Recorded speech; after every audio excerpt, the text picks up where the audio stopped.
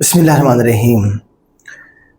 Act का portion हमने शुरू किया हुआ है एसडीयू की सीट्स के लिए और इलेक्शन कमीशन ऑफ पाकिस्तान में जो सीट्स आई थी असिस्टेंट इलेक्शन कमिश्नर की, उसके लिए भी हमने एक्ट का पोर्शन शुरू कर दिया हुआ है। 2 लेक्चर आपको मिले थे कॉन्स्टिट्यूशन पे, आपने उसकी थ्योरी सारी समझ ली होगी।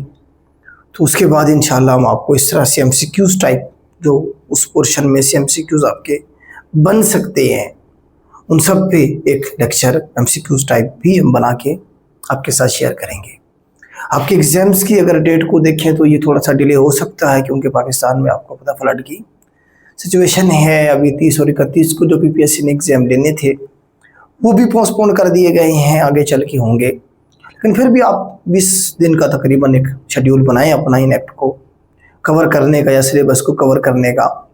अगर इससे ज़्यादा टाइम मिलेगा तो फिर रिवीजन कर लीजिएगा, रिवीजन का आपके पास टाइम मिल जाएगा आपको। तो इस तरह से इंशाल्लाह हम चलेंगे लेके दोनों पोर्शन। ये कॉन्स्टिट्यूशन हमने इसलिए शुरू किया है पहले क्योंकि ये इलेक्शन कमीशन ऑफ पाकिस्तान के सिलेबस का भी हिस्सा है, और पीरा में जो सीट्स आई हैं एसडीओ की उसका भी हिस्सा होगा।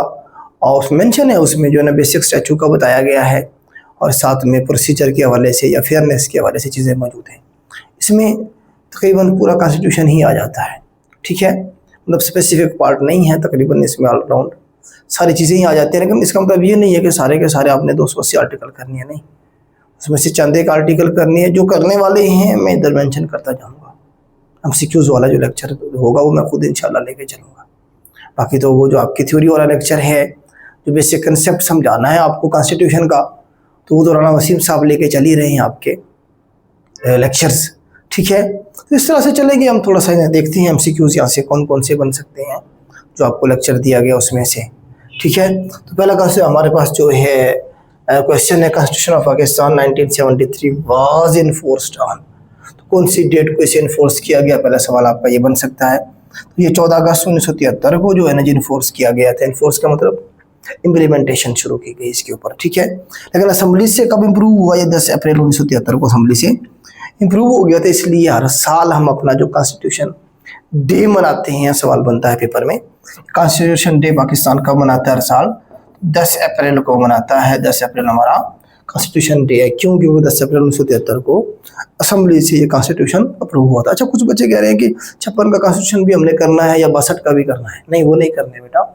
उसकी वजह ये है कि जो ख़त्म हो गए हैं उसका कोई ताल्लुक नहीं बनता है। चाहे कमीशन ने मेंशन नहीं किए उधर के कौन कौन से करने हैं, तो अभी आपके पास जो चल रहा है वो 73 का कॉन्स्टिट्यूशन है, तो उसी में से आपके सवाल बनेंगे। 56 का वैसे एब्रोगेट हो गया था, उसमें जो चीज़ें थी वो इसमें आ गई हैं 73 वाले में। 62 का वैसे प्रेसिडेंशियल था, ठीक है, अयूब खान ने दिया था, डिक्टेटर ने, वो वैसे ही ख़त्म कर दिया गया था। तो ये एक प्रॉपर हमारा कॉन्स्टिट्यूशन है जो इस वक्त इन्फोर्स्ड है पाकिस्तान में। तो इसी को आपने लेके चलना है, ठीक है जी। इन्फोर्स कब किया गया? 14 अगस्त 1973 को इसे इन्फोर्स किया गया। नेक्स्ट हमारे पास है, according to the article 1 Pakistan shall be known as. Pakistan का जो ऑफिशियल नाम है वो क्या होगा और कौन से आर्टिकल में से डिफाइन किया गया है? आर्टिकल 1 के अंदर क्या है जी? सबसे पहले आप बताया गया कि पाकिस्तान का जो ऑफिशियल नाम है वो क्या होगा जी? ऑफिशियल नाम होगा Islamic Republic of Pakistan. Article 1 में देखिए, Pakistan shall B federal Republic. Federal Republic का लफ्ज़ इस्तेमाल किया गया, ऑप्शन में भी फेडरल रिपब्लिक ऑफ पाकिस्तान मौजूद है। इसे ना ठीक है, आगे बढ़ें। टू बी नोन, जाना जाएगा as Islamic Republic of Pakistan. हम फेडरल भी, हमारे पास सिस्टम फेडरल ही है, लेकिन एक स्पेसिफिक नाम दिया गया। मैंने बताया कि लॉ की अपनी एक लैंग्वेज है, ठीक है। वो जो वर्डिंग यूज की गई है उसे हम चेंज नहीं कर सकते, उसे हमने एज इट इज ही याद करना है। तो इस्लामिक रिपब्लिक ऑफ पाकिस्तान जो है ये हमारा ऑफिशियल नाम होगा कि इस्लाम के नाम पे इसे बनाया गया, और इसका जो कोई भी कानून इसके अंदर होगा, कोई भी चीज़ होगी, वो इस्लाम के ख़िलाफ़ नहीं होगी, इस्लाम के असूलों के मुताबिक ही होगा, ठीक है जी। Islamic Republic of Pakistan Pakistan का ऑफिशियल नेम होगा, ठीक है जी। इसी नाम से पाकिस्तान को रेफ़र किया जाएगा, जाना जाएगा। ओके, आगे चलते हैं। ये आर्टिकल 1 के अंदर डिफाइन किया गया है। आगे हमारे पास how many territories are mentioned in article 1 of the constitution. तो पाकिस्तान का जो कॉन्स्टिट्यूशन है उसका आर्टिकल 1 के आगे चल के हमारे पास सब आर्टिकल के है हमारे पास, उसमें the territories of Pakistan shall comprise कौन कौन सी बताई गई हैं जी? 4 बताई गई हैं। 4 सूबे हमारे पास, बलूचिस्तान, खैबर पख्तूनख्वा, पंजाब और सिंध, 4 सूबे डिफाइन किए गए। 5वां हमारे पास इस्लामाबाद कैपिटल टेरिटरी को डिफाइन किया गया है। मतलब 5 जो है ना यूनिट आप कह सकते हैं डिफाइन किए गए हैं कॉन्स्टिट्यूशन ऑफ पाकिस्तान के आर्टिकल 1 में। कि इसका पाकिस्तान का मतलब ये 5 चीजें, 4 सूबे और एक कैपिटल टेरिटरी हमारे पास आ जाएगी। तो 5 इसका आंसर सही होगा। इसके अलावा देखिए जीबी है, कश्मीर है हमारे पास, वो ऑटोनोमस रीजन है, वो एक मुआहदे के तहत पाकिस्तान के साथ उन्होंने इलाक़ किया हुआ है, पाकिस्तान का वो हिस्सा नहीं है, याद रखिएगा, ठीक है। पाकिस्तान का मतलब ये 4 सूबे और इस्लामाबाद की टेरिटरी, ठीक हो गया। आगे चलते हैं। और ये सारा पाकिस्तान के जो 4 सूबे हैं किधर मेंशन किए गए हैं? आर्टिकल 1 के अंदर हमें ये सारी चीज़ें बताई गई। आगे चलते हैं। According to the article 2 the state religion of Pakistan is, article 2 के अंदर पाकिस्तान की रियासत का जो रिलीजन होगा वो बताया गया है। वैसे रियासत का कोई मज़हब नहीं होता, इस तरह से आपने सुना होगा बाज़ दफ़ा, उसमें सारे मज़हब के लोग होते हैं। हिंदू भी पाकिस्तान में मौजूद हैं, क्रिश्चियन भी हैं, हिंदू भी हैं, बाकी भी सिख भी हैं, मुसलमान भी हैं, ठीक है। लेकिन पाकिस्तान चूँकि इस्लाम के नाम पे बना था, ठीक है, इसीलिए ये मेंशन किया गया कॉन्स्टिट्यूशन ऑफ पाकिस्तान के आर्टिकल 2 में कि पाकिस्तान की जो रियासत है उसका सरकारी मज़हब क्या होगा जी? इस्लाम होगा। सरकारी मज़हब क्या होगा? इस्लाम होगा। इंडिया ने कहा कि हमारी रियासत का कोई मज़हब नहीं होगा, हम सेकुलर रियासत है। इंडिया क्या है? सेकुलर रियासत है, उनकी सरकार का, हुकूमत का कोई मज़हब नहीं है। हालांकि वहाँ पे हिंदुत्व जो है, हिंदू जो है उनका कंट्रोल है, बुरा हाल है वहाँ से बाकी मिनॉरिटीज़ का, लेकिन वो कहते हैं जी हम सेकुलर हैं, ठीक है। पाकिस्तान ने मेंशन किया है कि जी हम जो है क्या है, हमारी रियासत का मज़हब क्या होगा जी? इस्लाम होगा। और ये कौन सी? आर्टिकल 2 के अंदर मेंशन किया गया, ठीक है। आगे चलते हैं। नेक्स्ट क्वेश्चन आपका यहाँ से बन सकता है, according to the article 2A which document is made part of the constitution. Pakistan की कॉन्स्टिट्यूशन का कौन सा मतलब डॉक्यूमेंट है जो आर्टिकल 2A के अंदर इसका हिस्सा बनाया गया? तो हमारे पास ऑब्जेक्टिव रेजोल्यूशन है। इसमें आप देखें ऑब्जेक्टिव रेजोल्यूशन जो है हमारे पास करारदाद मकासद जिससे हम कहते हैं 1949 के अंदर, 1949 के अंदर इसे जो है लियाकत अली खान साहब ने असेंबली से अप्रूव करवाया था ऑब्जेक्टिव रेजोल्यूशन को, कि जी पाकिस्तान को चलाने का हमारे पास जो एक बेसिक आप कह लेंगे स्टैचू जो बनाया गया, बेसिक आप कह लेंगे कुछ रूल्स बनाए गए कि पाकिस्तान के अंदर जितने भी कॉन्स्टिट्यूशन बनेंगे वो इन पॉइंट्स को सामने रखते हुए बनाए जाएंगे। जैसा कि मेंशन है, मैंने कुछ फीचर डालनी है इधर करारदाद मकासद के ऑब्जेक्टिव रेजोल्यूशन के। सॉवरेनिटी क्या होगी जी? बिलोंग्स टू अल्लाह, हकमियत अल्लाह की होगी, ठीक है जी। डेमोक्रेटिक प्रिंसिपल्स होंगे, लोगों को जो मतलब डेमोक्रेसी होगी मुल्क के अंदर, जो हुकूमतें बनेंगी वो लोगों के विल के मुताबिक बनेंगी। आगे कहा गया इस्लामिक प्रिंसिपल्स होंगे, जितने भी मुल्क के अंदर कॉन्स्टिट्यूशन बनेंगे या जो काम भी होगा वो इस्लामिक प्रिंसिपल के खिलाफ नहीं बनेंगे।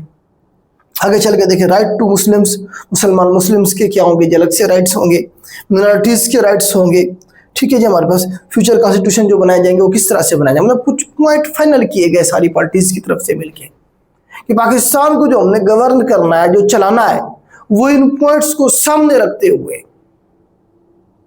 हमने क्या करना है जी? इस मुल्क को चलाना है, कॉन्स्टिट्यूशन बनाने हैं, ठीक है जी। आप इसे इसके लिए लफ्ज यूज करते हैं मैग्ना कार्टा, कि पाकिस्तान के कॉन्स्टिट्यूशन का मैग्ना कार्टा क्या है, इस तरह से भी लफ्ज पूछ सकता है वो आपसे।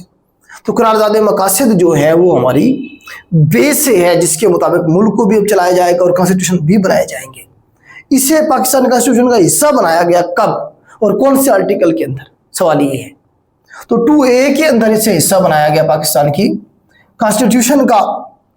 और ये जो है ना जी आप देखें कि कब बनाया गया इसे हिस्सा ऑब्जेक्टिव रेजोल्यूशन को, इसके द प्रिंसिपल, अच्छा वो चीज़ें सर इसमें मेंशन है, the principles and provisions set out in objective resolution reproduced in annex and hereby made substantive part of constitution and shall have effect accordingly. मतलब ये है कि जो बेसिक सब्सटेंसिव आप कैसे कह लेंगे, बेसिक जो है, असल जो है इस कॉन्स्टिट्यूशन की, जो असल है, जो बेस है, जो असास है, वो क्या होगी? जब ऑब्जेक्टिव रेजोल्यूशन होगी। ये इसमें बात बताई गई है। ठीक है जी। ये बाद में किया गया था 1985 के अंदर, जब यहाँ ने 8वीं तरमीम की, तब इसे ऐड किया गया था। ये भी सवाल बन सकते हैं आपके, तब इससे हिस्सा बनाया गया था। देखिए जिसमें कुछ आपको आर्टिकल मिलेंगे जिसमें 2A, 10A, 25A आगे चल के हम पढ़ेंगे। इस तरह से कुछ बाद में जो एडिशन हुई है अमेंडमेंट के जरिए, आर्टिकल 2 को तो हमने भी पीछे पढ़ा है कि जी रियासत का मतलब क्या होगा, अब उसके अंदर ऐड कर दिया गया 2A को, बजाय कि नई चीज़ें जो अमेंडमेंट होती हैं, बजाय कि अमेंडमेंट में बहुत सारी चीज़ें ऐड कर दी जाती है ना, तो इसके अंदर एक नई चीज़ ऐड की गई कि ऑब्जेक्टिव रेजोल्यूशन जो होगा वो क्या होगा जी? बेस होगा किसका? इस कॉन्स्टिट्यूशन का। ठीक हो गया। Who is sovereign authority in Pakistan as per objective resolution, कि भाई जो हाकमियत है वो किसकी होगी ऑब्जेक्टिव रेजोल्यूशन के मुताबिक पाकिस्तान में? तो वो अल्लाह की होगी। अल्लाह आलमाइटी, याद रखेंगे कि हाकमियत क्या होगी जी? अल्लाह ताला की होगी। जो पाकिस्तान के इलेक्टेड नुमाइंदे होंगे वो इख्तियारात को क्या करेंगे जी? अल्लाह ताला की अमानत समझ के क्या करेंगे? उसे इस्तेमाल करेंगे। ये कॉन्स्टिट्यूशन में लिखी हुई चीज़ें बता रहा हूँ, प्रैक्टिकल तो आपको पता ही है क्या हो रहा है। ठीक है, दूर दूर तक ताल्लुक ही नहीं है प्रैक्टिकली। तो हकीमियत अल्लाह ताला की होगी इसके साथ, हमारी ये जो बैठी हुई अशराफिया उसका। ठीक है,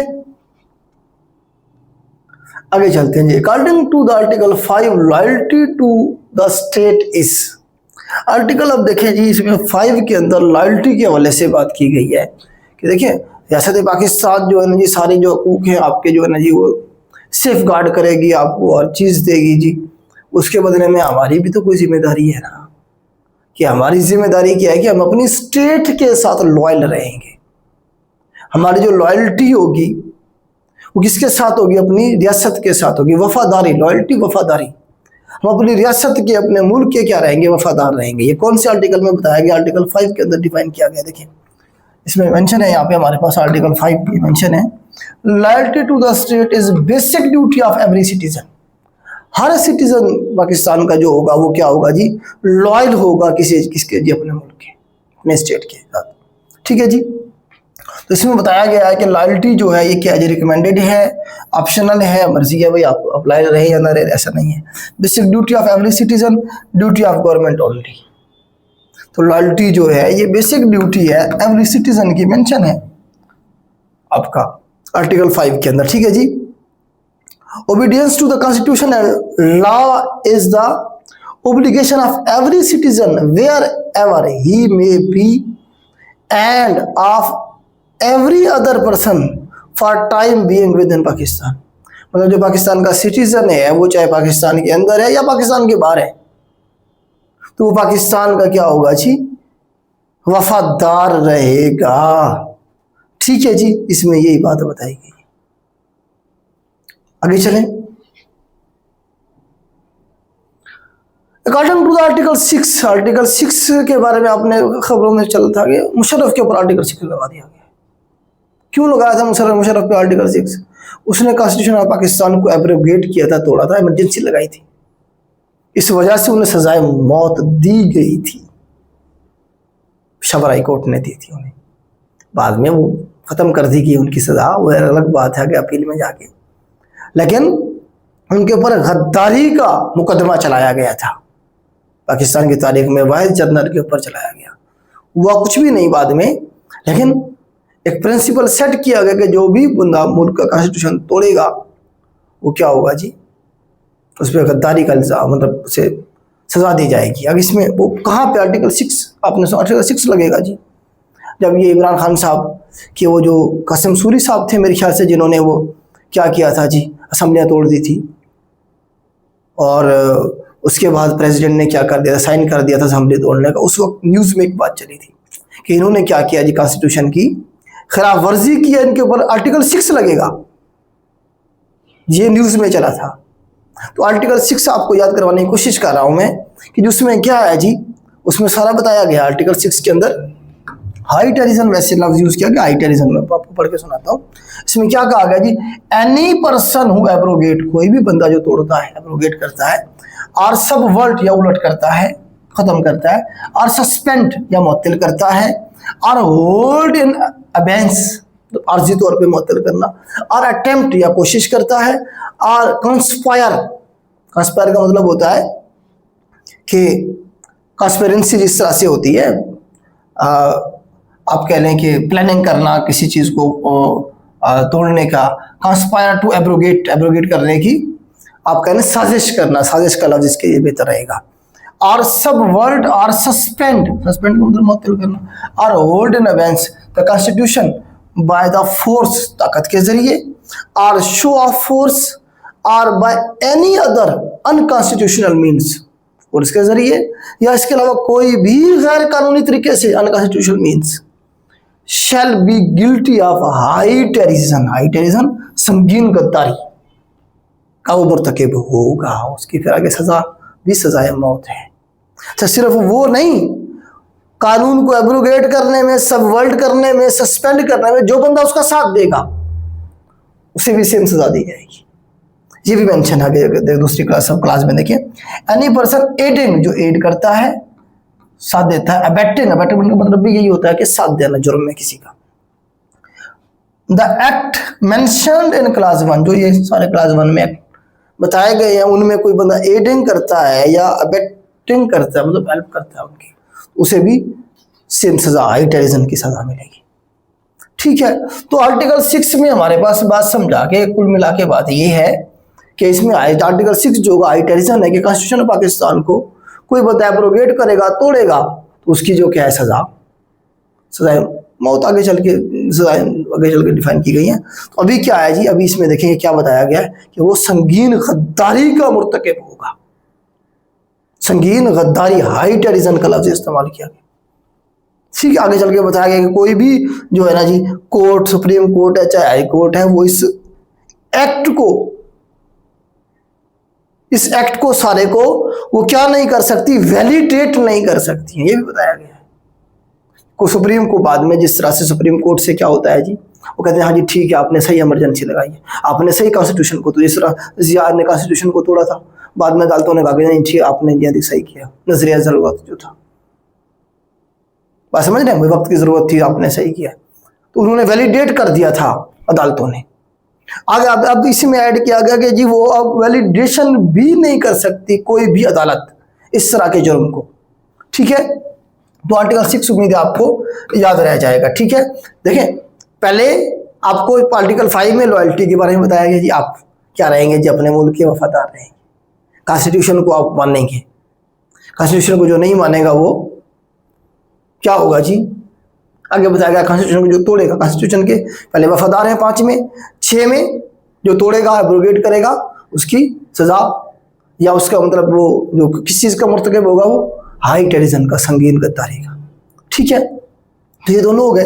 अब स्टेट, देखिए स्टेट है ना पाकिस्तान की, अब स्टेट के जो खिलाफ जाएगा, जो गद्दारी करेगा, जो कॉन्स्टिट्यूशन को नहीं मानेगा आगे चल के, उस स्टेट की डेफिनेशन तो आपको पता होनी चाहिए ना।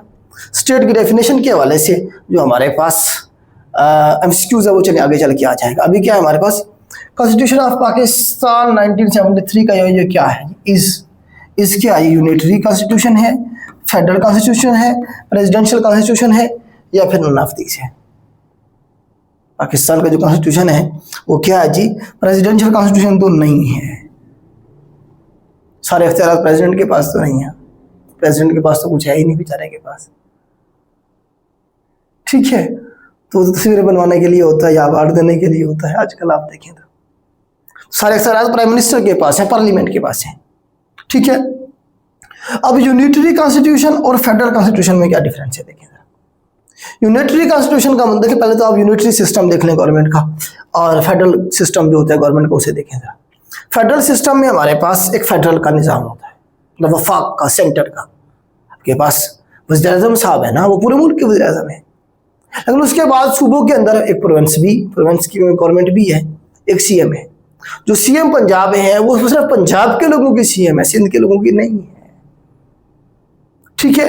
इसी तरह से जो फेडरल सिस्टम है आपका, जो वज़ीर-ए-आज़म साहब पूरे मुल्क के वज़ीर-ए-आज़म है, मतलब दो सिस्टम है।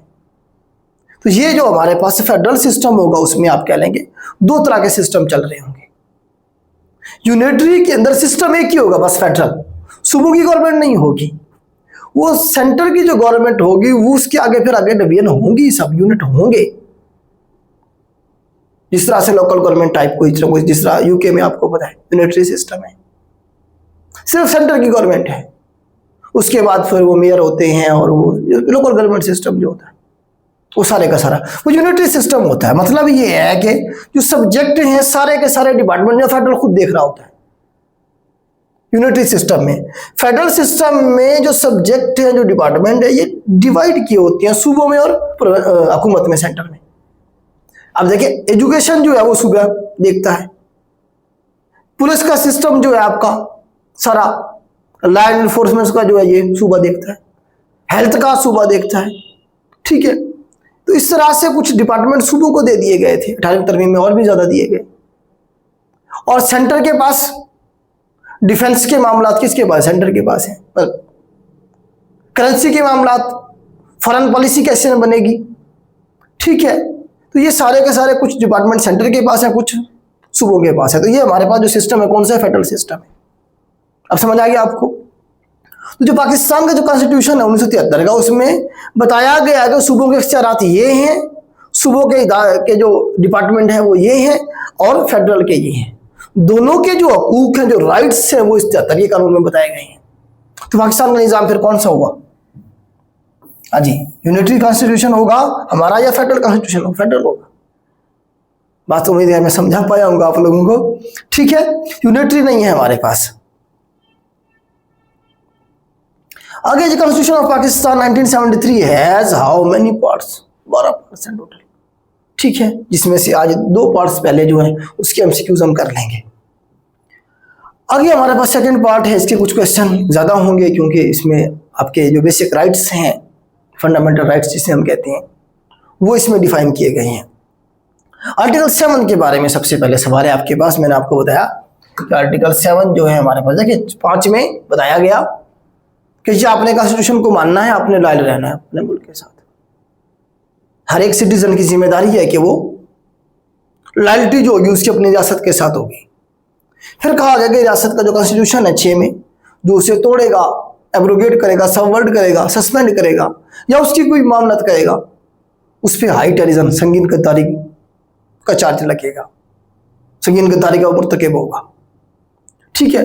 अब रियासत का लफ्ज़ हर वक्त आप सुनते हैं, रियासत पाकिस्तान सुपीरियर है, रियासत पाकिस्तान सुपीरियर है। तो रियासत का मतलब क्या है भाई? आमतौर पे पाकिस्तान में जब कहते हैं सुपीरियर है, रियासत के सामने कोई नहीं खड़ा हो सकता, आमतौर पर लोग ये समझ रहे होते शायद आर्मी की बात हो रही है कि आर्मी के सामने कोई नहीं खड़ा हो सकता। या एस्टेब्लिशमेंट का लफ्ज़ एक नई टर्म निकाल के ले आए, हालांकि इस तरह की कोई चीज़ एग्जिस्ट नहीं करती है एस्टेब्लिशमेंट टाइप, लेकिन एक नई टर्म आ गई है, यूज़ हो रही है, उसका मतलब वही होता है, ठीक है। लेकिन रियासत का हकीकत में कॉन्स्टिट्यूशन के अंदर क्या बताया गया कि भाई रियासत का क्या मतलब है? जिसके लायल रहना है आपने, उसके खिलाफ नहीं जाना आपने, उसका मतलब क्या है? तो उसका मतलब ये है, देखिए जरा बताया गया है आर्टिकल हमारे पास 7 है, in this part unless the context otherwise require the state means, मतलब है द फेडरल गवर्नमेंट, वफाकी गवर्नमेंट। सियासत का मतलब क्या है? स्टेट का मतलब क्या है? रियासत पाकिस्तान का मतलब क्या? Federal government. उसके बाद मजलिस शूरा, मतलब हमारी जो पार्लियामेंट है वो। उसके बाद प्रोविंशियल गवर्नमेंट, सूबाई हुकूमत। उसके बाद हमारे पास प्रोविंशियल असेंबली, सेंट्रल गवर्नमेंट और सेंट्रल असेंबली, इसे हम पार्लियामेंट कहते हैं। फेडरल गवर्नमेंट साथ में पार्लियामेंट, प्रोविंशियल गवर्नमेंट, प्रोविंस की जो असेंबली है वो आ जाएगा, and such local and other authorities in Pakistan. इसके अलावा कुछ जो बाकी अथॉरिटीज हैं पाकिस्तान के अंदर, लोकल बॉडी हैं जैसे, तो वो भी इसके अंदर शामिल होंगी। रियासत का मतलब ये है। अब बात समझ आइए आपको, रियासत का मतलब क्या है कॉन्स्टिट्यूशन ऑफ पाकिस्तान के मुताबिक? ये है। ओके, हो गया। आर्टिकल ये पूछा जाएगा कौन से ये पूछा गया है वैसे भी पीपीएससी के पेपर में कि जो रियासत है, जो स्टेट है पाकिस्तान की, ये भी सवाल बना है इसमें से उसने दो चीजें मेंशन कर दी थी, एक दो उसमें छोड़ दी उसने कि स्टेट का मतलब क्या है, federal government, provincial government, all of these कह देगा आगे जाके, पार्लियामेंट, इस तरह से 3-4 ऑप्शन देता है। ठीक है, एक ये एमसीक्यू यहां से बन सकता है, दूसरा ये डिफाइन किधर किया गया है, आर्टिकल 7 के अंदर डिफाइन किया। ओके, आगे चलते हैं। The right of life and liberty is protected under.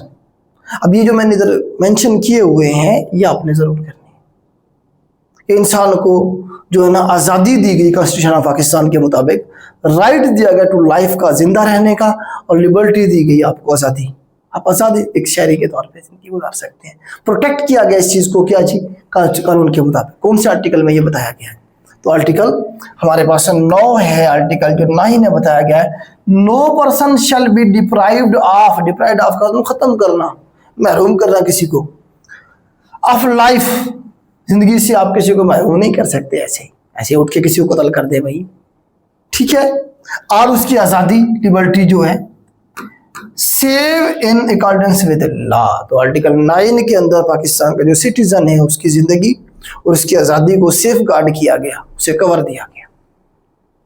कोई भी शख्स जो है उसे जिंदा रहने का हक है, उसे आज़ाद रहने का हक है, उसे गुलाम नहीं बनाया जा सकता, ठीक है। तो ये आर्टिकल 9 के अंदर बताया गया है, तो आर्टिकल 9 इसका सही आंसर होगा, ठीक है। आर्टिकल 9 के अंदर क्या बताया गया है ये आपने जरूर करना है, कुछ दरमियान में से मैं छोड़ दूंगा, लेकिन कुछ मैं आपको बता रहा हूँ कि ये जरूर करने हैं आपने, ठीक है। आगे चलते हैं। देखिए इसमें मैंने तो ऐसे याद किया था कि आर्टिकल 9 नो पर्सन, यहाँ से शुरू होती है statement, no person shall be deprived of life, no 9, इस तरह से आप याद रखें तो याद रख सकते हैं। Prohibition of slavery, force labour and child labour is, article 11 भी आप याद रखेंगे, आर्टिकल 10 भी याद रखेंगे और 10A भी याद रखेंगे। अभी चल के मैं बताता हूँ आपको 10 और 10A। आर्टिकल 11 में कहा गया किसी भी शख्स को आप गुलाम नहीं बना सकते, स्लेवरी को खत्म किया गया, किसी भी फॉर्म में गुलामी जो एक्सेप्टेबल नहीं है, स्लेवरी रोका गया। स्लेवरी को, फोर्स लेबर को, जबरदस्ती जो लेबर बना लिया जाए, and child labour also. Slavery is non existent and prohibited and no law shall permit or facilitate its introduction into Pakistan in any form, के पाकिस्तान के अंदर कोई भी जो लॉ है वो इजाज़त नहीं देगा, परमिट इजाज़त नहीं देगा, फैसिलिटेट भी नहीं करेगा कि वो पाकिस्तान के अंदर इंट्रोड्यूस करवाई जाए किसी भी स्लेवरी को, किसी भी शक्ल के अंदर। ये बताया गया आर्टिकल 11 के अंदर। आर्टिकल 11 में बताया गया कि फोर्स लेबर नहीं होगी, ये याद रखने के लफ्ज़, एक लफ्ज़ देखिए सारे नहीं याद रखने आपने, फोर्स लेबर नहीं होगी जी पाकिस्तान में, आर्टिकल 11 में ये बताया गया। एक लफ्ज़ याद रख लें, फोर्स लेबर में आपकी स्लेवरी भी आ जाएगी, आपकी चाइल्ड लेबर भी आ जाएगी। आर्टिकल 9 में इंसान को जिंदा रहने का हक दिया गया, उसे आज़ादी दी गई कि वो अपनी आज़ादाना जिंदगी गुजार सकता है, कोई उसे गुलाम शुलाम नहीं बना सकता है, ठीक है। आगे चलते हैं। All form of force labour and traffic in human beings are prohibited, मतलब गुलाम बनाना किसी भी फॉर्म में, वही बात आगे बताई गई है। ह्यूमन ट्रैफिकिंग का मतलब है कि स्मगलिंग करना, बेचना गुलामों को। Freedom of movement is given in, Pakistan के जो शहरी है उन्हें हक है कि वो पाकिस्तान के अंदर कहीं भी आज़ादाना तौर पे मूव कर सकते हैं, उन्हें रोका नहीं जाएगा जी। एक डिस्ट्रिक्ट के लोग दूसरे डिस्ट्रिक्ट में जा सकते हैं, एक सूबे के लोग दूसरे सूबे में जा सकते हैं, उनके लिए कोई अलग से परमिट नहीं जारी करवाना पड़ेगा उन्हें, किसी को कोई रोक नहीं सकता है। कॉन्स्टिट्यूशन पाकिस्तान ये इजाज़त देता है पाकिस्तान के सिटीजन को। इसमें ये बताया गया आर्टिकल, हमारे पास से 15 है, अगर ये आप कर लेंगे तो अच्छी बात है, अगर ना हो तो फिर छोड़ भी सकते हैं आप, ठीक है जी। तो इसमें आज़ादी दी गई मूवमेंट की, ठीक है जी। Freedom of movement article 15, all citizen shall have right, right है उसके हकूक है, हक है ये, to remain in subject to any reasonable restriction imposed by law in the public, ठीक है जी। मतलब ये है कि वही बात है, फ्रीडम ऑफ मूवमेंट जो है वो है, दी गई है कॉन्स्टिट्यूशन ऑफ पाकिस्तान में, और कौन से आर्टिकल के तहत, 15 आर्टिकल के तहत। Freedom of speech and expression is ensured in, ये याद रखना है आपने, जैसे आर्टिकल 9 मैंने कहा याद रखना है, 10A याद रखना है और 11 याद रखना है, उसके बाद आर्टिकल 19 भी जरूर याद रखना है। आजकल ये बहुत ज़्यादा खबरों में चल रहा होता है। क्यों? क्योंकि इसमें फ्रीडम ऑफ स्पीच कि आप जो बोलना चाहें आपको बोलने की आज़ादी है, जो बोलना चाहें आप। आगे कुछ चीज़ें मेंशन की गई हैं, ठीक है। फ्रीडम ऑफ स्पीच जो है वो आर्टिकल 19 के अंदर, आर्टिकल 19 के अंदर फ्रीडम ऑफ स्पीच का बारे में बात हो रही है। तो क्या है जी? Every citizen shall have right to freedom of speech, उसके पास हक है कि वो बोलने का, फ्रीडम ऑफ स्पीच है उसके पास, एंड एक्सप्रेशन, जो उसके ख्यालात हैं उनके एक्सप्रेशन के लिए। And there shall be freedom of press, press की आज़ादी भी आर्टिकल 19 में। अब वो कभी फ्रीडम ऑफ स्पीच कहेगा, कभी फ्रीडम ऑफ प्रेस कहेगा। फ्रीडम ऑफ स्पीच आपने करनी है, बोलने की आज़ादी, तो प्रेस भी उसी में आ जाएगा, ठीक है जी। Subject to any reasonable restriction imposed by law, सिवाय उन रीजनेबल रिस्ट्रिक्शन के जो कि लॉ के अंदर बताई गई हैं।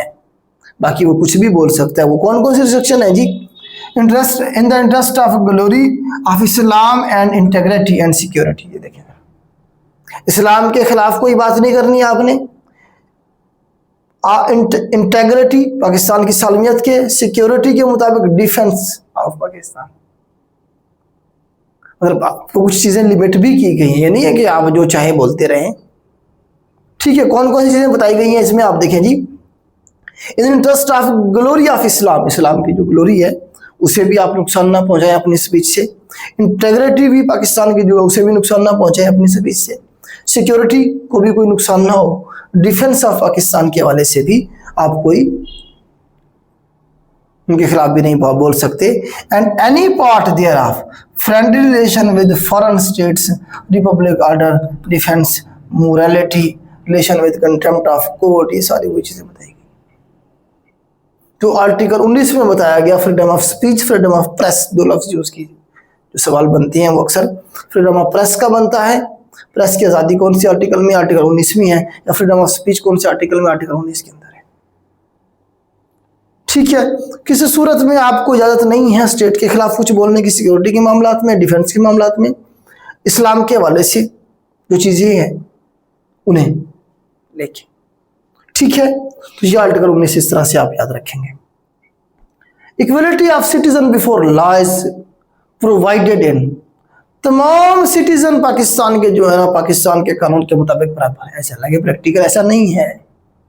आपके सामने है सूरत हाल, कौन पूछता है गरीब को, ठीक है। सारे कानून जो है उसके ऊपर इम्प्लीमेंट कर दिए जाते हैं। और एक पावरफुल बंदा है तो उसके लिए कोई चीज़ नहीं है, वो हर चीज़ को रोनता हुआ निकल जाता है। आपके सामने एग्जाम्पल है, पूरा सिस्टम आपके सामने है। लेकिन कानून क्या कहता है? कानून पे अगर 100% अमल हो जाए तो पाकिस्तान एक जन्नत बन सकता है और पाकिस्तान दुनिया को लीड कर सकते हैं। इतना ज़बरदस्त कॉन्स्टिट्यूशन है। एक मसला है कि अमल कौन करे। जिसके पास भी इख्तियार है वो कहता है जी मैंने तो अमल नहीं करना। जिसके पास थोड़ी सी ताकत है वो क्या करता है? कानून की धज्जियां उड़ा देता है। Equality of citizen before law is provided in, तो आर्टिकल 25 के अंदर, आर्टिकल 25 जो है ये बताता है कि हर एक सिटीजन जो है पाकिस्तान का वो पाकिस्तान के कानून के मुताबिक बराबर है।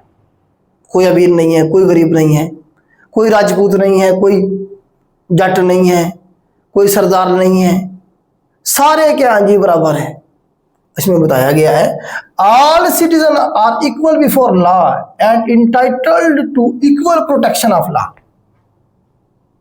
There shall be no discrimination, कोई फर्क नहीं रखा जाएगा on basis of sex, male female की बेस पे भी, ठीक है जी। आगे nothing in this article shall prevent the state from making any special provision for protection of women and children. Women और चिल्ड्रन की प्रोटेक्शन के लिए आपको पता है इस माशरे के अंदर वुमेन के साथ क्या होता रहा है माजी में। अभी भी बहुत सारे जो इलाके हैं देहात के, वहाँ औरतों के हकूक है ही नहीं, ना जायदाद में प्रॉपर्टी के उनके हकूक मिलते हैं, ना उन्हें वैसे इक्वली जो है ना आगे बढ़ने के मौके प्रोवाइड किए जाते हैं।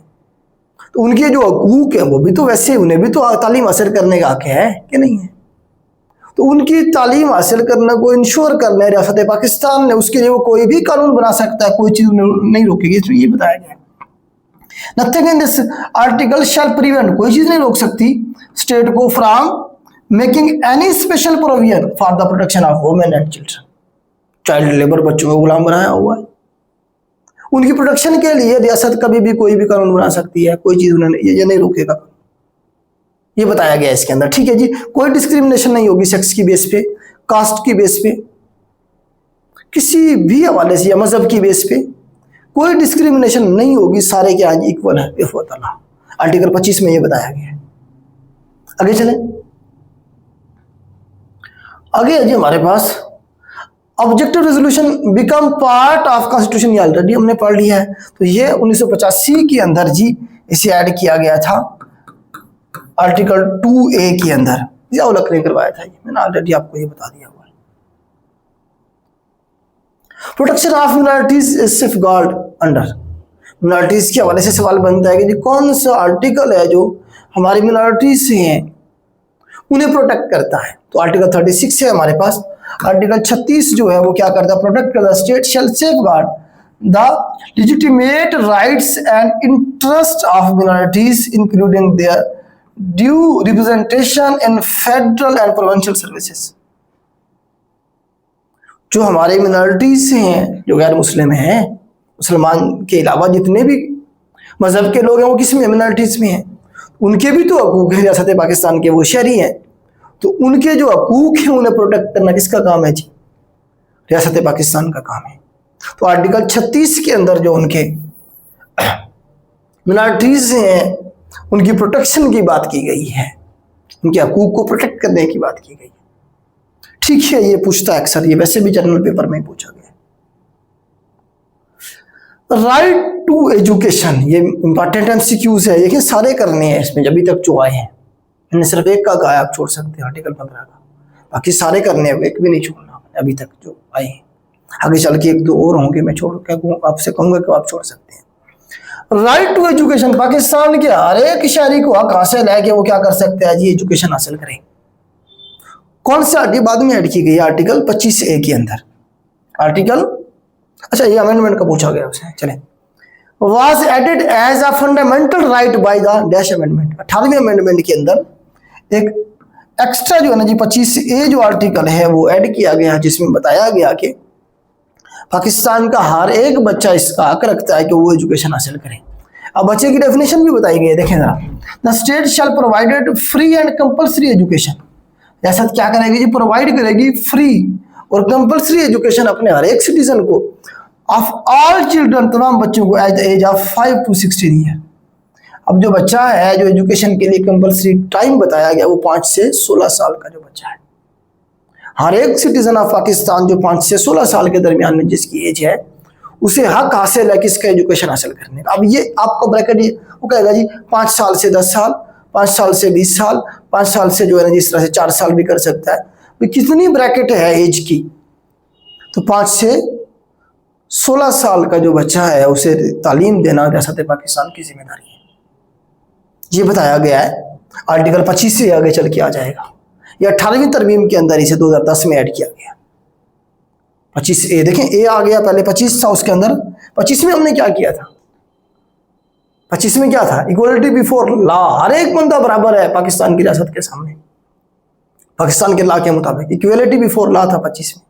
25A में एजुकेशन की बात हो रही है, ठीक हो गया। आगे चलते हैं, विच अथॉरिटी इनफोर्स फंडामेंटल राइट्स इन पाकिस्तान, कौन सी अथॉरिटी है जो फंडामेंटल राइट जो हैं आर्टिकल 8 से लेकर 28 तक है गालिबन, तो ये जो आर्टिकल हैं फंडामेंटल राइट्स जिन्हें हम कहते हैं, तो इन्हें कौन इन्फोर्स करेगा, कौन सी अथॉरिटी इन्फोर्स करेगी, तो ये जो है ना जी हमारे पास कोर्ट्स, देखें जरा, पार्लियामेंट इन्फोर्स नहीं, पार्लियामेंट का काम तो कानून बनाना होता है, supreme court and high courts, president या प्रोविंशियल असेंबलीज, प्रेसिडेंट का काम भी ये नहीं है, प्रोविंशियल असेंबलीज का भी ये काम नहीं है, पार्लियामेंट का भी ये काम नहीं, इनका तो काम कानून बनाना होता है। तो सुप्रीम कोर्ट और हाई कोर्ट जो होंगे वो क्या करेंगे, ये फंडामेंटल राइट को इन्फोर्स करेंगे। देखिए मेरा एक राइट है कि मेरे साथ अगर कोई ज्यादती करे तो मैं गवर्नमेंट के पास जाऊँ, गवर्नमेंट भी मेरी बात नहीं सुन रही तो मैं अदालत के पास जाऊँगा, अदालत को कहूँगा जी मेरे साथ ये ज्यादती हुई है, तो आज ये जो मेरा हक है मुझे दिलवाया जाए। तो अदालत क्या करेगी, वो इन्फोर्स करवाएगी हर हाल में। आर्टिकल 184 का जो सब आर्टिकल 3 है उसके अंदर ये बात बताई गई है कि जो कोर्ट्स हैं वो रिस्पॉन्सिबल होंगी। एक बंदे को उसका हक नहीं मिल रहा है तो अल्टीमेटली वो किसके पास जाएगा, अदालत के पास जाएगा। अदालत इन्फोर्स करेगी, सेफ गार्ड करेगी, उसके जो राइट्स हैं फंडामेंटल उन्हें इन्फोर्स करवाएगी। ठीक है, तो इसका जो सही आंसर है वो सुप्रीम कोर्ट और हाई कोर्ट से, उनमें से एक भी वो दे सकता है, सुप्रीम कोर्ट भी दे सकता है। ठीक है, आर्टिकल 184(3) के अंदर ये सारा बताया गया है। ठीक है, वो आगे चल के हम देख लेंगे। Which article prohibits child labour, child labour वाला भी आर्टिकल अक्सर पूछा जाता है पेपर में। तो ये आर्टिकल हमारे पास 11 है जी। आर्टिकल 11 के अंदर बताया गया जी, no child below the age of 14, 14 साल से कम उम्र का बच्चा, shall be engaged in any factory, किसी भी फैक्ट्री में एंगेज नहीं किया जाएगा, or mine or any other hazardous employment. 14 साल से कम उम्र का जो बच्चा है वो फोर्स लेबर में आएगा, तो उन्हें मजदूर नहीं बनाया जा सकता, उन्हें लेबर नहीं बनाया जा सकता। ठीक है, किसी भी फैक्ट्री के अंदर या माइन इंडस्ट्री जो होती है उसके अंदर, या इसके अलावा कोई भी जहरीला जो काम है वो उसे नहीं लिया जाएगा। ठीक है, तो जो चाइल्ड लेबर है उसकी प्रोटेक्शन की बात किधर हो रही है, हाँ जी, आर्टिकल 11 के अंदर हो रही है। आर्टिकल 11 के अंदर ये बात हो रही है, ये भी आपने जरूर करना है। मैंने बताया आर्टिकल आपने 7 के बाद 10 के बाद 10A और फिर 11, फिर 19, फिर 25, फिर 25A, फिर आर्टिकल 36। ये वो आर्टिकल है जो बार बार यूज होंगे हर जगह, ये जनरल पेपर में भी पूछे जा रहे होते हैं। विच आर्टिकल, ये तो हो गया है। Who has the power to declare state of emergency in Pakistan, Pakistan में अगर इमरजेंसी लगानी है तो ये कौन लगा सकता है, प्रेसिडेंट ऑफ पाकिस्तान लगा सकता है। प्रेसिडेंट ऑफ पाकिस्तान जो है वो हेड होता है किसका जी, रियासत पाकिस्तान का भी और आर्म्ड फोर्सेस का भी।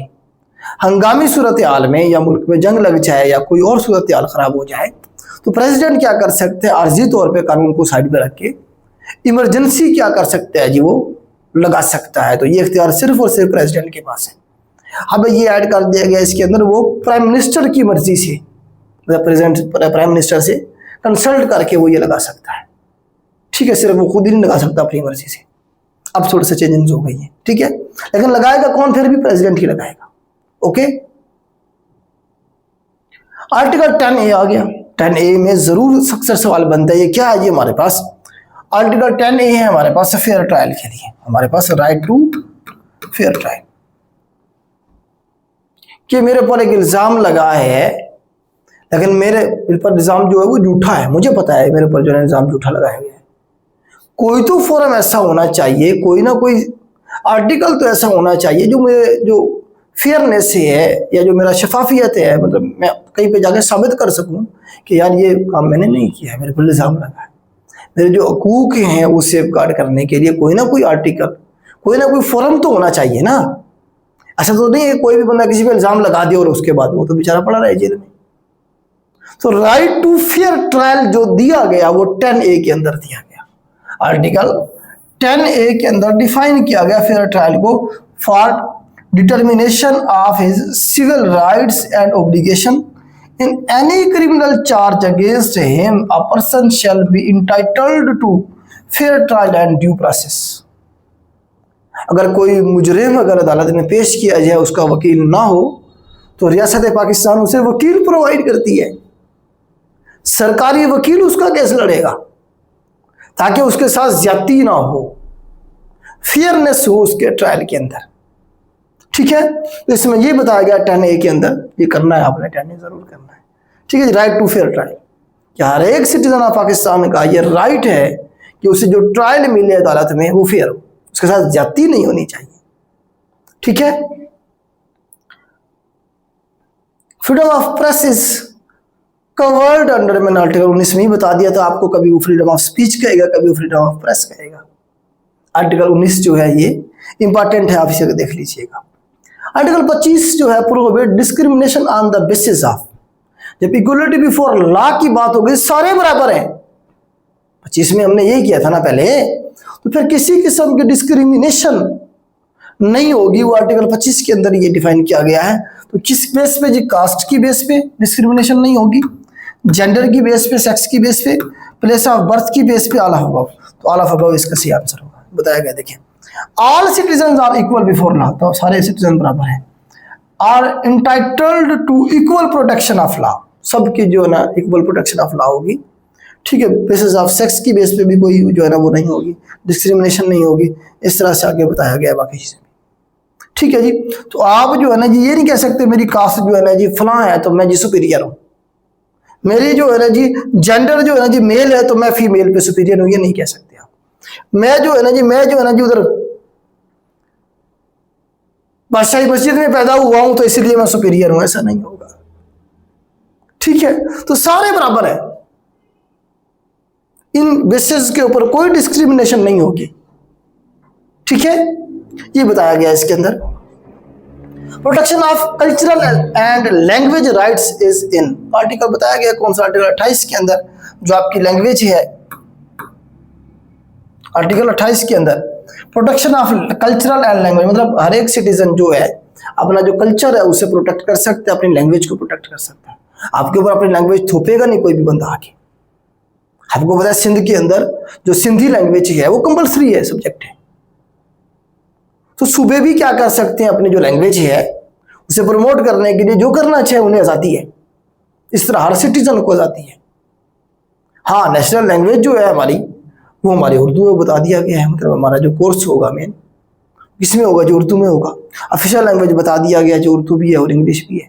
ठीक है, तो इसमें आर्टिकल वैसे देखें, इसमें ये भी पूछा गया सवाल, उर्दू क्या होगी जी, हमारी नेशनल लैंग्वेज होगी। ये कौन सा आर्टिकल में डिफाइन किया गया, आर्टिकल 251 251 के अंदर बताया गया नेशनल लैंग्वेज हमारी क्या होगी और ऑफिशियल लैंग्वेज कौन सी होगी, आर्टिकल 25 251 के अंदर बताया गया है। लेकिन आर्टिकल 28 के अंदर बताया गया कि आप अपने लैंग्वेज की प्रोटेक्शन और साथ में अपना जो कल्चर है उसकी प्रोटेक्शन के जो राइट्स हैं आपके पास हैं। अच्छा, इस आर्टिकल को अगर आप डायरेक्ट याद रखना चाहें तो मर्जी है, ना याद रखना है तो आप छोड़ सकते हैं, मतलब एग्जैक्टली हो सकता है पूछ लिया जा, हो सकता है ना पूछे, लेकिन ये जरूर पूछा जाता है। जनरल जो पेपर होता है उसमें भी आर्टिकल 25 251 में पूछा जाता है कि पाकिस्तान की नेशनल लैंग्वेज क्या होगी, ऑफिशियल लैंग्वेज क्या होगी, कौन से आर्टिकल में ये डिफाइन 251 में डिफाइन किया गया। ठीक है, कर लेंगे तो अच्छी बात है। आगे के बाद promotion of local government institution is insured, local government की जो प्रमोशन है उसके बारे में बात की जा रही है आर्टिकल 32 के अंदर। इसका भी सवाल वैसे कभी नहीं बना, हो सकता है बन जाए, हो सकता है ना बने, करना चाहे तो कर लीजिएगा। लोकल गवर्नमेंट जो है, लोकल जो बॉडीज के जो इंस्टीट्यूशंस है वो बनाए जाएंगे। The state shall encourage local government institutions composed of elected representative of the areas concerned and such institution special representation will be given to workers and womens, वो सारे इसमें बताया गया। ठीक है जी, तो आर्टिकल 32 के अंदर बताया गया जी कि जो लोकल गवर्नमेंट हैं उसे जो है ना जी क्या किया जाएगा जी, प्रमोट किया जाएगा, लोकल गवर्नमेंट का सिस्टम बनाया जाएगा पाकिस्तान में। हालांकि अभी तक नहीं बना है, मुशर्रफ ने बनाया था थोड़ा बहुत, उसके बाद कुछ भी नहीं बना लोकल गवर्नमेंट का। जो हमारे जो बीडी मेंबर्स होते हैं, यूनियन काउंसिलर जो थे, उसके बाद फिर वो जो नाजिम बने थे, नायब नाजिम, वो सारा लोकल गवर्नमेंट का सिस्टम था। पावर को बेसिकली तकसीम करना था नीचे तक आवाम के पास, जो कि नहीं हुआ क्योंकि हमारे जो अशराफिया बैठी हुई है पावर अपने हाथ में रखना चाहती है। जितनी भी गवर्नमेंट आ रही हैं वो लोकल गवर्नमेंट पार्टी सिस्टम बनाना ही नहीं चाहती है, क्योंकि पावर उनके हाथ से निकल के नीचे तकसीम जब हो जाएगी तो फिर उनकी इजारादारी कैसे चलेगी। तो आर्टिकल 32 के अंदर ये सारा बताया गया है। आर्टिकल 33 डिस्करेज करता है किस चीज को जी, करप्शन को, पैरोकियल एंड सेक्टेरियन प्रिजुडाइस। ये जो है ना जी आर्टिकल 33 के अंदर बताया गया है कि मजहबी मुनाफरत जो है उसे रोकता है, डिस्करेज करता है। आर्टिकल 33 में देखिए, the state shall discourage parochial, racial, tribal, sectarian and provincial prejudice among the citizens. मतलब मजहबी मुनाफरत, नफरत आप कह लें एक दूसरे से, सुपीरियरिटी, हम सुपीरियर हैं जी, वो तो जो है ना जी इंफीरियर हैं, इस तरह की मतलब डिस्करेज करता है कॉन्स्टिट्यूशन ऑफ पाकिस्तान, रोकता है ठीक है जी। रेशल मतलब रेसिज्म से निकला है। ट्राइबल, जिस तरह हमारे यहाँ जनूबी पंजाब में मज़ारी हैं और पता नहीं जो है ना बहुत सारे हैं, लगारी हैं, मज़ारी हैं और भी बहुत सारे चांडी हैं और पता नहीं क्या क्या है। तो मतलब है कि ट्राइबल सिस्टम जो है ये सेक्टेरियन मतलब मजहबी आप कह लें कि सेक्टेरियनिज्म एंड प्रोविंशियल प्रोविजन मतलब सूबों की जो देखें पंजाबी जो है ना वो सुपीरियर है जी, मिसाल के तौर पे सिंधियों पे सिंधी सुपीरियर होगा जी, बलोचों पे बलोच सुपीरियर है जी, किस पे जी, पश्चिमों पे। इस तरह की कोई बात भी नहीं होगी, इसे डिस्करेज किया जाएगा आर्टिकल 33 के अंदर, ये इसमें सारी बात की गई है। ठीक है, आगे आर्टिकल 35 प्रोटेक्ट करता है किसे जी, आपकी फैमिली को, आपकी शादी को, आपकी मदर एंड चाइल्ड को। मतलब ये है कि आर्टिकल 35 के अंदर हकूक दिए गए किसे जी, स्टेट शेल प्रोटेक्ट, रोकेगी आपकी मैरिज को, प्रोटेक्ट करेगी जी, आप शादी करने का आपके पास आके आप शादी कर सकते हैं। आपकी जो फैमिली है उसकी प्रोटेक्शन, मदर एंड चाइल्ड, आपकी जो माँ है और उसका जो बच्चा है उसकी प्रोटेक्शन के लिए आर्टिकल 35 के अंदर बात की गई है, उसे प्रोटेक्ट करने के हवाले से। ठीक है, family, marriage and mother and child. ठीक है जी, इसमें यही बात की गई है। ये जो आखिरी एक दो हैं ये छोड़ना चाहे तो आप छोड़ सकते हैं। आर्टिकल 36 इनमें से 30 के बाद आर्टिकल 36 जो है आप वो जरूर याद रखेंगे। Article 38 direct state to provide basic necessities of life. इंसान की जो बुनियादी जरूरत है, रोटी कपड़ा मकान है, जिसे भुट्टो ने नाम दिया था, भुट्टो का नाम था रोटी कपड़ा मकान। तो बेसिक जो नेसेसिटीज हैं उन्हें रियासत पाकिस्तान क्या करेगी, सेफ गार्ड करेगी। कौन से आर्टिकल के मुताबिक, आर्टिकल 38 के मुताबिक जी। Basic necessities of life, justice only, education only, free press only नहीं, बेसिक नेसेसिटीज ऑफ लाइफ। इसे क्या करेगा जी, रियासत पाकिस्तान प्रोटेक्ट करेगी। आर्टिकल 38 में बताया गया है secure the well-being of people irrespective of sex, caste, creed, race by raising their standard of living, by preventing the concentration of wealth and mean of protection and distribution in the hand of few, to determinant of general interest, and by ensuring equitable adjustment of rights between employers and employees and landlords and tenants। Tenant आपको पता है किराएदार को कहते हैं, landlord जो होता है वो मतलब बंदा जिसने देखिए लिख होता है, लैंड ऑनर एक होता है लैंडलॉर्ड। लैंड ऑनर तो वो होता है जिसके नाम जमीन होती है, इंतकाल से इंतकाल होता है थोड़ा बहुत ज्यादा। लैंडलॉर्ड्स वो थे जिन्हें गवर्नमेंट ने जमीनें दी कोई 1000 एकड़ के हिसाब से, आगे उन्होंने कुछ अरसे के लिए 50 साल के लिए 100 साल के लिए उन्होंने आगे लोगों को दे दी। तो वो क्या लैंडलॉर्ड है, वो लोग उसे काम करवा रहे हैं, जो उसकी कमाई आ रही है जमीनों से उसका एक हिस्सा वो गवर्नमेंट को देते हैं, बाकी अपने पास रखते हैं। ये कौन थे जी, लैंडलॉर्ड्स थे, जागीरदार जिसे हम कहते हैं। गवर्नमेंट ने जागीरें दी हुई हैं उन्हें 100 साल के लिए, 50 साल के लिए, उनके नाम नहीं है वो जमीनें, वो लैंडलॉर्ड है। ठीक है, लैंड ओनर्स होते हैं जिनके नाम होती है जमीनें। ठीक है, इंप्लॉयज होते हैं मजदूर, काम करने वाले जो इंप्लॉय होते हैं, मतलब किसी भी फर्म के जो इंप्लॉयज होते हैं, आप कह लें कि जो उसके मुलाजमीन होते हैं। एम्प्लॉयर्स मालिक होते हैं, जो किसी फैक्ट्री के मालिक होंगे उसे एम्प्लॉय हम क्या कहेंगे, एम्प्लॉयर्स कहेंगे। मतलब जो जिन्होंने आगे एम्प्लॉय रखे हुए होंगे वो कौन होंगे, एम्प्लॉय होंगे। तो ये जो है ना जी किसी के साथ ज्यादती नहीं करेंगे, उनके जो बेसिक जो राइट्स हैं इसमें बताया गया है कि जो मतलब है कि उनमें सारे में मतलब कास्ट की बेस पे, सेक्स की बेस पे, क्रीड की बेस पे, रेस की बेस पे उनमें कोई डिस्क्रिमिनेशन नहीं रखेंगे। उन्हें जो बेसिक जो राइट्स हैं लोगों को वो मिलेंगे, और वेल्थ की जो डिस्ट्रीब्यूशन है वो प्रॉपर होगी। मतलब ये नहीं है कि लैंडलॉर्ड और टेनेंट और एम्प्लॉय जो किसी भी चाहे जो है ना जी उसके जो हकूक हैं वो जब्त कर लें या उसके मतलब जो राइट्स हैं वो उसे ना दें। बेसिकली ये सारे जो है direct the state to provide basic necessities of life जो है वो आर्टिकल 36 मतलब उनकी जो बुनियादी जरूरत है वो रियासत पाकिस्तान देगी।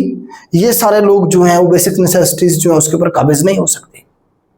इसे कौन सेफ गार्ड करेगा, रियासत पाकिस्तान सेफ गार्ड करेगी। इसमें सारे में यही बात बताई गई है।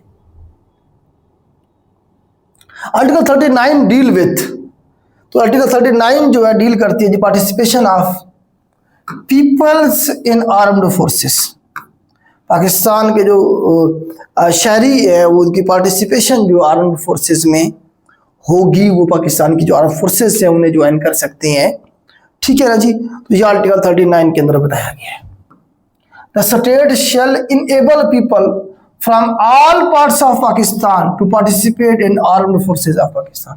ऐसा नहीं है कि आर्म्ड फोर्सेज में सिर्फ पंजाब के लोग जा सकते हैं, from all parts of Pakistan, Pakistan के तमाम पार्ट्स से, सिंध से भी लोग ज्वाइन कर सकते हैं पाकिस्तान में, बलूचिस्तान से भी ज्वाइन कर सकते हैं, केपी से भी ज्वाइन कर सकते हैं, पंजाब से भी ज्वाइन कर सकते हैं, ठीक है, टू पार्टिसिपेट कर सकते हैं आप में, ये बताया गया इसके अंदर, ठीक है, आर्टिकल 39 के अंदर।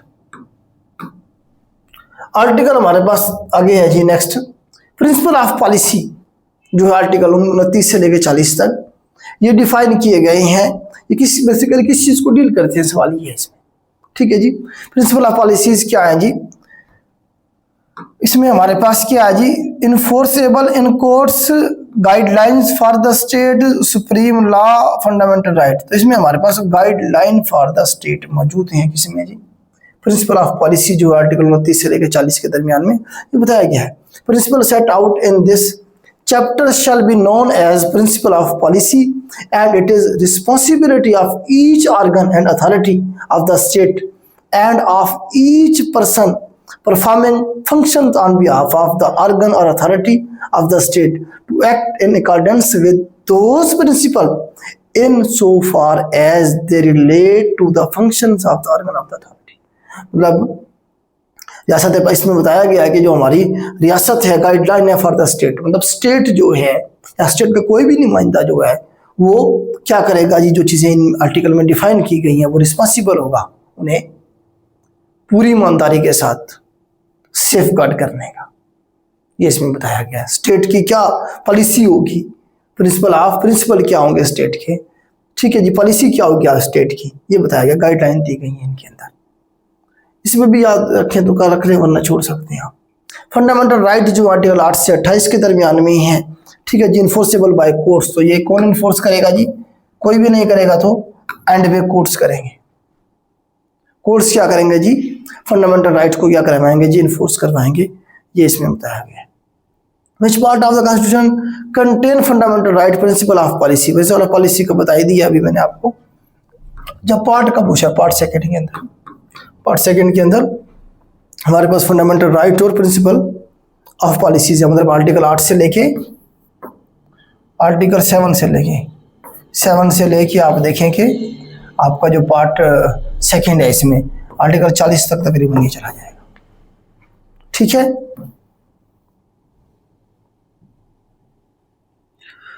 The right of fair trial was added to the constitution of Pakistan. Fair trial का जो मैंने बताया कि हमारे पास 2010 में 18वीं तरमीम में 10A, देखिए जब भी आपके पास इस तरह से ए लगा हो, 25A है जैसे, 10A है जैसे 2A था, तो ये बाद में अमेंड किए गए। 2A जो था 1985 में 8वीं तरमीम में, जबकि 10A 25A ये सारे के सारे 18वीं तरमीम के अंदर ऐड किए गए, 18 अमेंडमेंट के अंदर, ठीक है, ये बाद में तरमीम होती हैं। आर्टिकल 25A क्या करता है जी, state shall provide free and compulsory education, आ गया आर्टिकल 25 का। कंपलसरी एजुकेशन वो आ गया कब से कब तक जी, 5 to 16, 5 साल से 16 साल के जो बच्चे हैं उनके लिए एजुकेशन जो है कंपलसरी है रियासत पाकिस्तान की तरफ से, ठीक है। तो इक्वलिटी ऑफ सिटीजन है 25 के अंदर, आर्टिकल 25 के अंदर, ये कंफ्यूज होते हैं अक्सर बच्चे। 25 में इक्वलिटी बिफोर लॉ था हमारे पास, ठीक है। कंपलसरी एजुकेशन है जी 25A के अंदर, 25A के अंदर कंपलसरी एजुकेशन है जी, एजुकेशन जो है लाजमी है, कब से कब तक, 5 से, मतलब फ्री एंड, इसमें बताया गया कि फ्री एजुकेशन दी जाएगी, ठीक है। तो कंपलसरी एजुकेशन आ जाएगा इसके अंदर 25A के अंदर।